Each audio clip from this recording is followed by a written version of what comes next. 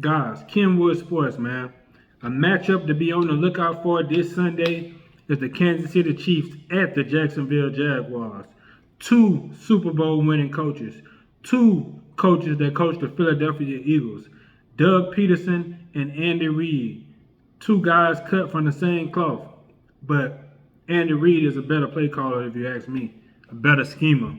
But I do got respect for Doug Peterson though. He a nice coach. I'll give him that. He won that Super Bowl with the Philadelphia Eagles in 2017, and I feel like he bringing these Jacksonville Jaguars around. Trevor Lawrence is no question about Trevor Lawrence's talent. I feel like he up and coming. He just got Calvin Ridley, and the moment that he got Calvin Ridley, I said, man, that's going to be a blessing for him because Calvin Ridley is one of my favorite receivers in the NFL. He's one of the best route runners, crispy, sharp, in and out of his cuts. Dude got some speed. Dude got some hands. He one of the ones that I know that's putting in that work in the offseason and making his game better and better. I seen what he did with the Falcons when he was with the Falcons, and the Saints having to cover him. He was a tough cover. He gonna be good with them with Evan Ingram and Christian Kirk as they pass catchers. Travis Etienne also at running back out of Clemson. Boy can ball. He got speed. He got a lot of intangibles. I'm telling you. So this team right here last year, I like them more this year than I did last year. I feel like Tennessee should have won that division last year if it wasn't for the injuries that they had last year. They would have won that division and been in that playoff spot, but Jacksonville Jaguars ended up getting in that playoff spot, that last playoff spot in the AFC, I believe it was. But Mahomes, I don't know if any Eric Bieniemy being gonna make a difference at all or not. But I already told y'all about the receiving core. I already told y'all. I told y'all Juju was their leading receiver. I'm talking about as far as receivers go, not Kelce, because Kelce a tight end. We already know what Kelce do. We already know Kelce a beast. Now we're gonna see if Kelce healthy. If Kelce not healthy, he shouldn't even be out there right now. But I guess they desperate for a win if he not healthy and he going out there. But at the same time, they're gonna have to get McKinnon back out there because I think he had about 9 receiving touchdowns for Kansas City last year.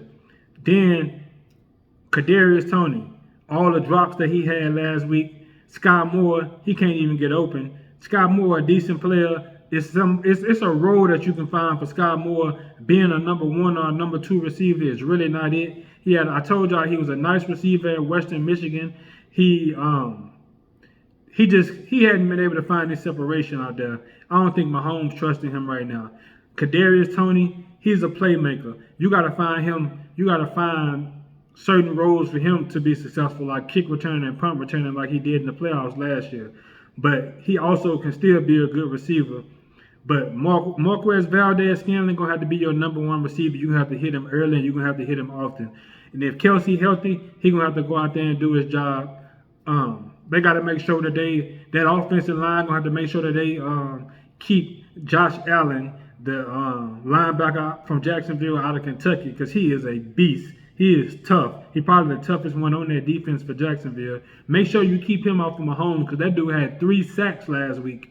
Jacksonville, he had 3 sacks. That was up against the Colts, but the Colts usually have a good offensive line.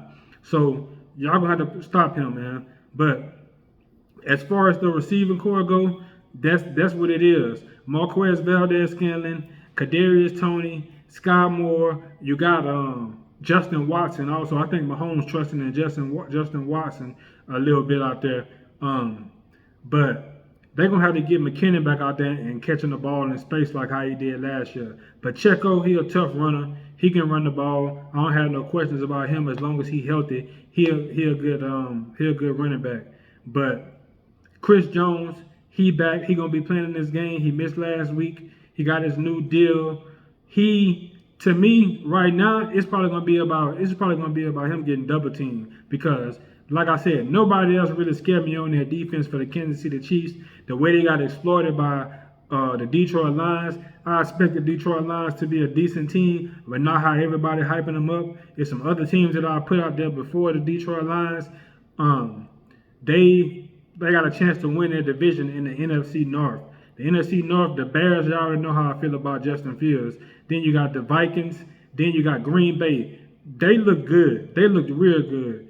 Last week, I don't know if it was because they was playing against the Bears or what, but Jordan Love, I like what he did last week. He got the Falcons this week, which is probably, I don't know, they'll probably be a better defense than the Bears was. But that offense, it's going to be between the Green Bay Packers so far. I'm going to say so far. I can't put too much stock in week one from what nobody did because we already know Mahomes didn't win most of their games. But looking at the Green Bay Packers, I think they're going to be a good team, man.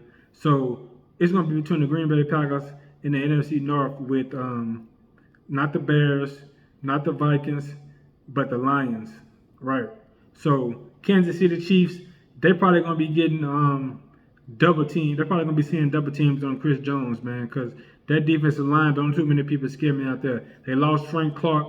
That was one of their best linebackers. He was a veteran. He gone over to Denver. And Denver, one thing about Denver, they got to come out there and get them a win today on Sunday. I mean, Sean Payton, that onside kick, it probably was the most detrimental thing that happened in that whole game. Russell did not have a pick or a turnover. I don't think he had a fumble, but I know he didn't have a pick. He had two touchdown passes. He didn't have any interceptions, which was a good thing for him. Jerry Jeudy, I believe he's going to be back. I think he's going to be back out there. So I expect to see them win. They playing against the Washington Redskins. Denver Broncos going to be playing against the Washington Redskins. They at home. So I expect them to be getting that W, man. Sean Payton going to have a lot of questions to answer. People are going to be looking at him crazy. Russell Wilson, he still going to be under contract if the Broncos have to get rid of him. So with Jerry Jeudy and Courtland Sutton, I feel like that offense is going to be able to do something. And with that defense that they got, I feel like they're going to be able to, they're going to be, Sam Howell is the quarterback for the Washington Redskins. So I feel like that Denver defense is going to be able to handle business against Washington. So Washington, they shouldn't be able to get a win against Denver, man. Denver should go ahead and get their first win of the year. But Kansas City and the Jacksonville Jaguars is the game that I feel like going to be a one to watch, man.